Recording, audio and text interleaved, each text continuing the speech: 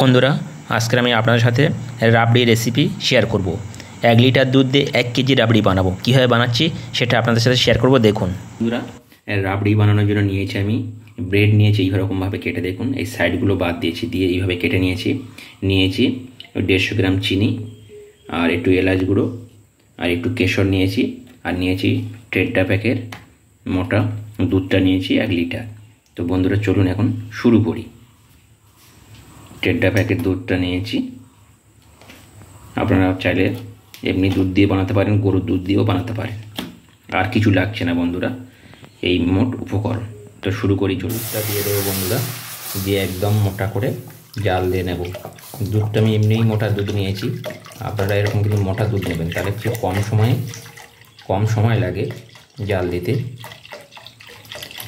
আমি 1 লিটার নিয়েছি বন্ধুরা। 1 লিটার দুধে কিন্তু 1 কেজি রাবড়ি হবে বন্ধুরা।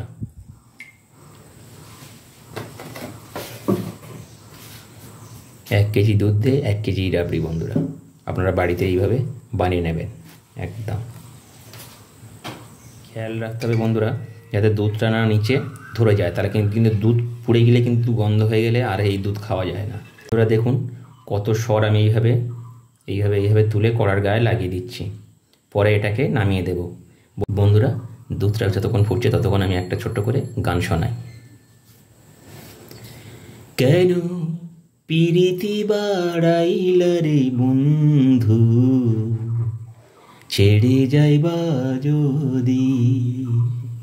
কেন পিরিতি বাড়াইলা রে বন্ধু, ছেড়ে যাইবা যদি।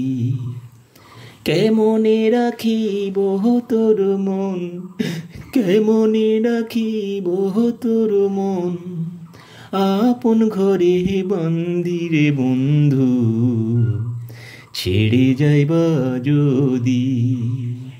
কেন পিরিতি বাড়াইলা রে বন্ধু, ছেড়ে যাইবা যদি। থ্যাংক ইউ বন্ধুরা, থ্যাংক ইউ। ছোটো করে গান। চিনি দিয়ে দিলাম স্বাদ মতন, আপনারা যেমন মিষ্টি খাবেন তেমন পরিমাণ দেবেন। আমি 150 গ্রাম 1 লিটার দুধে 150 গ্রাম চিনি দিলাম বন্ধুরা। আমি এখন ব্রেড দিয়ে দেবো। ব্রেডের মধ্যে আমি কিন্তু একটু গুঁড়ো দুধ মাখিয়ে নিয়েছি এই ব্রেডটার মধ্যে। ব্রেডটা কুচিয়ে দেখুন, একটু গুঁড়ো দুধ মাখিয়ে নেবেন আপনার এর মধ্যে, তাহলে একদম দেওয়ার সাথে সাথে একদম ম্যাশ হয়ে যাবে না, আরও খেতেও দারুণ লাগবে বন্ধুরা। তো আমি এখন ব্রেডগুলো এরকম অল্প অল্প করে দিয়ে দেব। ব্রেডগুলো এরকম দিয়ে আমি আবারও বেশ কিছুক্ষণ ফুটিয়ে নেব। জাস্ট এইভাবে দিয়ে আমি একটু ফুটিয়ে নেব। আর আপনারা সব সময় বন্ধুরা চেষ্টা করবেন মোটা দুধ নেওয়ার জন্য। মোটা দুধ নিলে তাহলে কী হবে, কম সময় লাগবে। মোটা দুধ দিয়ে আপনারা এটা বানানোর চেষ্টা করবেন। তো বন্ধুরা আরও একটু আমি ফুটিয়ে নেব,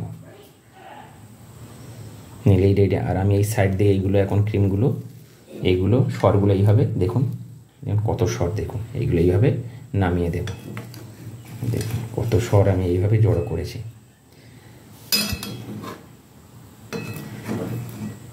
সময় নিয়ে করতে হবে বন্ধুরা, এটা বানাতে হবে, সময় নিয়ে এটা বানাবেন, দেখবেন দোকানের থেকে আরও ভালো হবে। আর বন্ধুরা একটা কথা বলে দিই, এর মধ্যে কোনো ড্রাই ফ্রুট দেওয়ার প্রয়োজন নেই। যদি দিতে চান গার্নিশের জন্য ওপর দিয়ে অল্প করে একটু দিয়ে দেবেন, বেশি দেবে না, তাহলে কিন্তু পায়েস হয়ে যাবে। রাবড়িতে কিন্তু এরকম ড্রাই ফ্রুট দেয় না বন্ধুরা, রাবড়িতে ড্রাই ফ্রুট ইউজ হয় না, খুব কম। আপনারা বড় বড় দোকানে খেয়ে দেখবেন, জাস্ট গার্নিশের জন্য ওপর দিয়ে একটু দেওয়া থাকে। তো বন্ধুরা আমি আর একটু ফুটিয়ে নেব, নিলে রেডি হয়ে যাবে এই রাবড়ি। বন্ধুরা এখন দিয়ে দেবো একটু এলাচের পাউডার দিয়ে দেবো, এলাচি পাউডার একটু দিয়ে দেবো, তাহলে সেন্টটা ভালো হবে। আর এর মধ্যে কোনো কাজু কিশমিশ কিচ্ছু নেই বন্ধু, তাহলে কিন্তু এটা তাহলে রাবড়ি হলো না বন্ধুরা, এটা তাহলে তো পায়েস হয়ে যাবে। রাবড়ি তাও এর মধ্যে কোনো ফাস্টফুড গার্নিশের জন্য দেওয়া যায় না, তাও আমি দিয়ে দেবো অল্প করে, যাতে দেখতে ভালো লাগে সেই কারণে। তো অলরেডি রেডি হয়ে গেছে বন্ধুরা। আমি এখন এটাকে নামিয়ে ঠান্ডা করে ফ্রিজে রাখবো, তারপরে আপনাদেরকে দেখাচ্ছি 1 ঘন্টা বাদে কেমন লাগে দেখতে বন্ধুরা। এটা আমি এখন নামিয়ে নেব। তো বন্ধুরা দেখুন বন্ধুরা, একটা পাত্রে এইভাবে মিক্সিং বলে নামিয়ে নিলাম। একদম ফাটাফাটি বন্ধুরা, এইভাবে কিন্তু আপনারা ট্রাই করতে পারেন।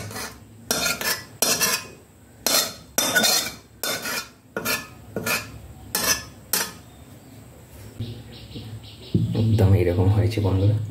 আর আমি ওপর দিয়ে দেবো বন্ধুরা কেশরগুলো দিয়ে দেবো ছড়িয়ে, তাহলে আরও দেখতে ভালো লাগবে। যখন কেশরগুলো একটু গলে যাবে তখন দেখতে কিন্তু আরও ফাটাফাটি লাগবে বন্ধুরা। এইভাবে দিয়ে দিলাম কেশরগুলো। আর বন্ধুরা ওপর দিয়ে একটু পেস্তা দিয়ে দেবো। বেশি কোনো অন্য কিছু কাজু ফাজু দেওয়ার কোনো দরকার নেই বন্ধুরা, এর মধ্যে কিছু এত কিছু দেয় না বন্ধুরা। দেখুন এইভাবে আপনারা একদম কুচিয়ে নেবেন। জাস্ট গার্নিশের জন্য আমি এটা দিলাম।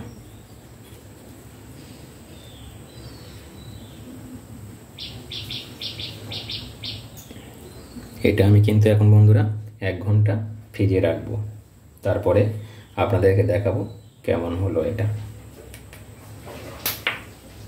তো বন্ধুরা দেখুন কীরকম লাগছে।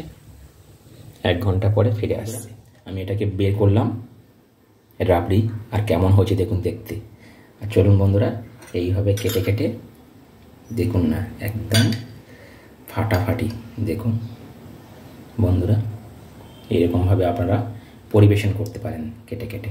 দেখুন এইভাবে দেন। তো বন্ধুরা কেমন লাগলো এই রেসিপিটা রাবড়ি, আপনারা আমাকে কিন্তু কমেন্ট করে জানাবেন। আর যদি ভালো লেগে থাকে প্লিজ চ্যানেলটা সাবস্ক্রাইব করে পাশে থেকে যাবে। তাহলে বন্ধুরা আজকের মতন বিদায় নিই।